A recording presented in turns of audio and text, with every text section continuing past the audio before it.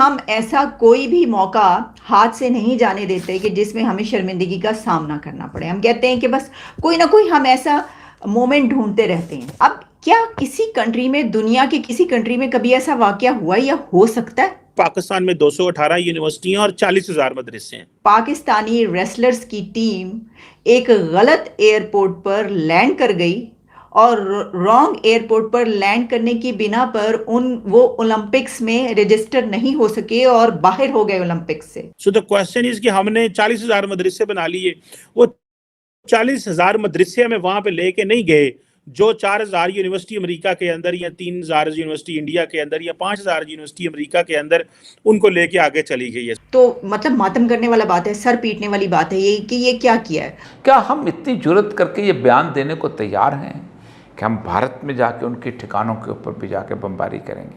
जब भी कभी पाकिस्तान में ब्लास्फेमी का आरोप लगता है, मामला सीरियस होता है, लेकिन इस बार चाइनीज सामने था, चीनी सामने था, इसलिए शायद भीड़ की हिम्मत नहीं हुई कि उसे मारे पीटे। बड़े ही अफसोस की बात है, बहुत शर्म की और दुख की बात है कि यानी मैंने कहा ये तो हिलेरियस न्यूज है भाई, ये इसके ऊपर हंसे या हम रोएं या मातम करें, समझ से बाहर बात। आपने 75 साल अल्लाह की दी हुई इस निशानी का हुलिया बिगाड़ा है और आप अभी समझते हो कि आप बहुत चोजन वन हो। अल्लाह की एक फितरत है, मुल्क रखेगा लेकिन पूरी की पूरी नस्ल को बदल देगा। पाकिस्तान के अंदर ज्यादा यूनिवर्सिटियां, बहुत सारे लोगों का कहना तो यह है कि हमारी यूनिवर्सिटियां भी मदरसों के बराबर ही हैं। Pakistan for China is like a dog जिसकी रस्सी चाइना ने अपने हाथ में पकड़ी हुई है, गले में बांध के ना रस्सी उसने अपने हाथ में पकड़ी है, जहां से खींचते हैं वहां पे ये बोलना शुरू कर देते हैं। हम लड़ेंगे, ये मैं और आप लड़ेंगे? हम ग़ज़वा हिंद की सूरत हाल के शिकार होंगे जिन्होंने अमरीकी गुलामी के अलावा जिंदगी में सोचा कुछ नहीं।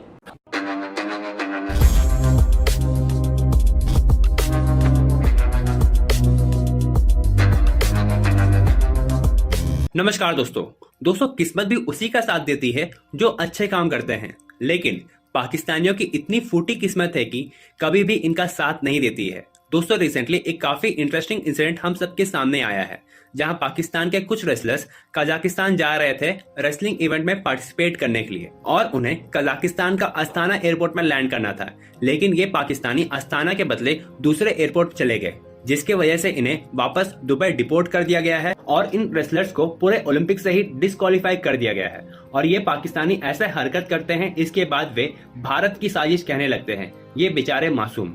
और दोस्तों, दूसरी खबर आई है जिसमें एक चाइनीज इंजीनियर जो पाकिस्तान में काम कर रहा था, उसने पाकिस्तानियों के सामने ही उनके अल्लाह को गालियां दी है और उनके अल्लाह की बेइज्जती की है, लेकिन ये इंसान चाइनीज होने की वजह से पाकिस्तानी इसका कुछ भी नहीं बिगाड़ पाए हैं और ये इंसान इस वक्त पुलिस कस्टडी में है। तो चलिए दोस्तों, आगे की पूरी जानकारी के लिए इस वीडियो को देखते हैं। जब ये खबर मेरे सामने आई तो मुझे यकीन नहीं आया, मुझे अपनी आंखों पर यकीन नहीं आया कि मैं ये खबर पढ़ रही हूँ और मुझे अपने जहन पर भी यकीन नहीं आया, अपनी अकल पर यकीन नहीं आ रहा था कि ऐसा हो सकता है। यकीन मानिए मुझे यकीन नहीं आया, लेकिन वो वही बात है ना कि हम ऐसा कोई भी मौका हाथ से नहीं जाने देते कि जिसमें हमें शर्मिंदगी का सामना करना पड़े। हम कहते हैं कि बस कोई ना कोई हम ऐसा मोमेंट ढूंढते रहते हैं कि जहां पर एम्बैरेसमेंट का सामना हो। अब क्या किसी कंट्री में, दुनिया के किसी कंट्री में कभी ऐसा वाकया हुआ या हो सकता है? This is unbelievable. और हुआ क्या है? हुआ ये कि खबर मुझे ये पढ़ने को मिली जो कि पाकिस्तानी मीडिया में ही इस वक्त वायरल हो रही है और इंटरनेशनल मीडिया भी कुछ इसको पब्लिश कर रहा है, जिसमें ये बताया गया है कि पाकिस्तानी रेसलर्स की टीम एक गलत एयरपोर्ट पर लैंड कर गई और रॉन्ग एयरपोर्ट पर लैंड करने की बिना पर वो ओलंपिक्स में रजिस्टर नहीं हो सके और बाहर हो गए ओलंपिक्स से। यानी अब वो ओलंपिक्स के मुकाबलों में हिस्सा नहीं ले सकेंगे, वहां पर नहीं जा सकेंगे, सिर्फ इस वजह से कि वो एक रॉन्ग एयरपोर्ट पर लैंड कर गए। मैंने कहा ना, दिस इज अनबिलीवेबल। इतनी हिलेरियस ये न्यूज़ है।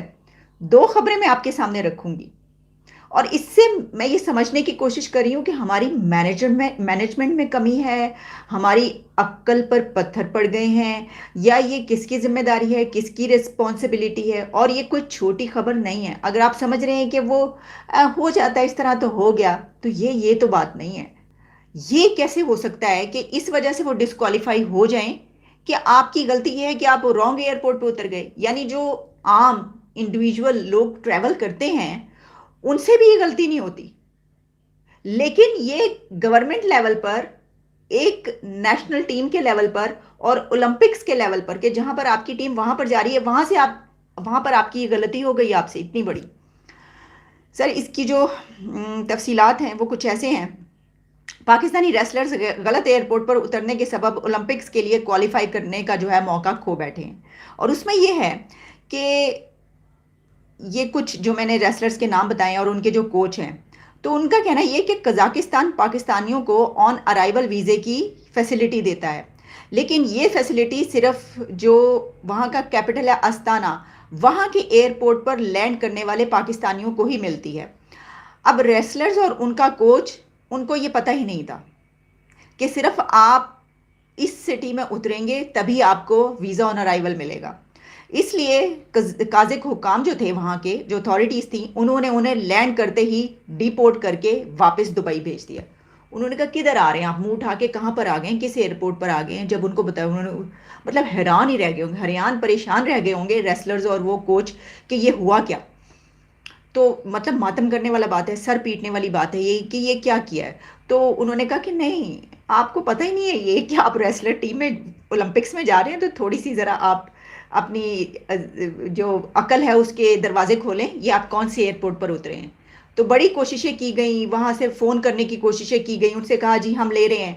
फिर ये भी मैंने पढ़ा एक जगह पर, क्योंकि कई जगहों पर ये तफसीली शाया हुई है, एक जगह पर ये भी पढ़ा कि फिर उसके बाद एयरपोर्ट से ये कोशिश की गई कि हम जो है ये कोशिश करें कि हम अस्ताना की फ़्लाइट ले लें। तो बड़ी कोशिशों के बावजूद वहाँ की फ़्लाइट नहीं मिली। और इसमें यह भी है कि जब ये पूछा गया तो जवाब ये मिला कि वक्त की किल्लत की बिना पर, यानी वक्त नहीं था, इसलिए हम एडवांस में वहाँ अस्ताना की या ये वाली फ़्लाइट्स जो है ये बुक नहीं करवा सके। तो हम जब एंड टाइम पे पहुँचे हैं तो उसके बाद टाइम ही निकल गया था, क्योंकि जब उन्होंने दुबई डिपोर्ट कर दिया और जब वो वापस पहुँचते तो उस वक्त तक वहाँ पर टाइम ख़त्म हो चुका होता और आप उसमें शामिल नहीं हो सकते थे। पाकिस्तान में एक आदमी को पकड़ा गया ईश नेता के जुर्म में। ईश नेता मतलब ब्लास्फेमी के जुर्म में, वही ब्लास्फेमी जिसमें आरोप लगाकर मार दिया गया और जिंदा जला दिया गया श्रीलंका के एक नागरिक को, एक और नागरिक को घसीट के मार दिया गया। ब्लास्फेमी का आरोप बहुत डेंजरस है पाकिस्तान में। एक चाइनीज नागरिक को इस बार उस पर आरोप लगा, प्रोटेस्ट हुआ, कुरकोरम हाईवे को ब्लॉक कर दिया गया। नो डाउट मामला जब भी कभी पाकिस्तान में ब्लास्फेमी का आरोप लगता है मामला सीरियस होता है, लेकिन इस बार चाइनीज सामने था, चीनी सामने था, इसलिए शायद भीड़ की हिम्मत नहीं हुई कि उसे मारे पीटे तो जिंदा जलाना तो दूर की चीज, उससे मारपीट भी नहीं हुई। पुलिस ने उसे कस्टडी में ले लिया, पुलिस ने देखा कि मैटर सीरियस है, पुलिस ने कस्टडी में लेकर के उसे पीछे से कहीं निकाल दिया है। अभी तक उसके बाद क्या हुआ हमें नहीं पता। क्या पाकिस्तानियों के लिए किसी चीनी नागरिक को ये ब्लास्फेमी की सजा देना आसान काम होगा? भाई शुक्रिया शो पे बुलाने के लिए। पहली बात तो ये कि श्रीलंकन था, उसको जला दिया इमीडिएटली, किसी की वेट नहीं करनी इन्होंने। ये चाइनीज था, इनकी इतनी हिम्मत नहीं थी कि उसको बालों से पकड़ के घसीट भी दे, मारना तो बहुत दूर की बात है। भाई इनको भी मालूम है, इनका बाप बैठा है पीछे। वो चाइना वालों ने ऐसी इनकी हालत खराब करनी थी, इन्होंने पुलिस को फोन किया भी इसने काम खराब किया, इसको पकड़ के ले जाओ। भाई आप सोच के देखिए कि लोगों के अंदर चाइना की इतनी दहशत है इनके अंदर कि उसको इन्होंने कुछ भी बोला नहीं, और पुलिस वालों ने भी उनको उसकी हिम्मत नहीं है कि पुलिस वाले उसको कुछ कह दें। आसानी से एक ही काम होगा, उसको बिना बताए ये वापस कर देंगे चाइना को, दैट्स ऑल। और पहले मुद्दा तो ये है कि जो ब्लास्फेमी का इनका जो भी मुद्दा है इस मैटर में, चाइनीज ने अगर बोला है उसका कसूर नहीं है। दो रीजन है। पहली बात तो ये कि इनकी कंडीशनिंग चाइनीज की ऐसी है, ये वैसे ही यहाँ पर जो कंडीशनिंग है चाइना के अंदर अगेंस्ट मुस्लिम्स, वो इतनी ज्यादा स्ट्रांग है कि आपको बता नहीं सकता हूं मैं। भी अभी रमजान का टाइम चल रहा है, चाइना के अंदर रोजे रखने बैंड है।